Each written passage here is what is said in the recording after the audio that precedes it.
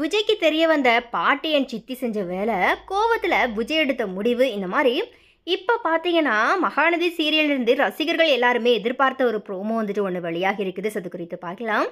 ஆக்சுவலாக பார்த்தீங்கன்னா இந்த மகாநதி சீரியலில் நிறையவே யங் நடிகர்கள் நடிக்கிறாங்க. ஸோ அதனாலேயே பார்த்தீங்கன்னா இந்த சீரியல் வந்துட்டு நிறைய மக்களினுடைய ஃபேவரட் சீரியலாக இருந்துட்டு வருது. அடிக்கடி இந்த சீரியலினுடைய நேரத்தை மாற்றினாலுமே இந்த சீரியலுக்கான ரசிகர்கள் மட்டும் கொஞ்சம் கூட குறையவே இல்லை. அண்ட் இப்போ இந்த சீரியலினுடைய கதையில் என்ன போயிட்டுருக்குன்னா, விஜயனுடைய பாட்டி சித்தி காவிரியை விவாகரத்து பத்திரத்தில் கையெழுத்து போடணும் அப்படிங்கிற மாதிரி காவிரிக்கு வந்துட்டு அழுத்தம் கொடுத்துட்டு வராங்க.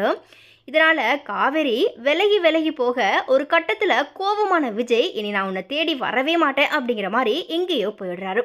ஸோ இந்த நிலையில் இப்போ பார்த்தீங்கன்னா மகாநதி சீரியல் ரசிகர்கள் எதிர்பார்த்த ஒரு ப்ரோமோ வந்துட்டு ஒன்று வெளியாக இருக்குது. அதில் சாரதாவோட வீட்டுக்கு வந்த விஜய்க்கு அவங்களுடைய பாட்டி அண்ட் சித்தி செஞ்ச வேலை வந்துட்டு தெரிய வருது.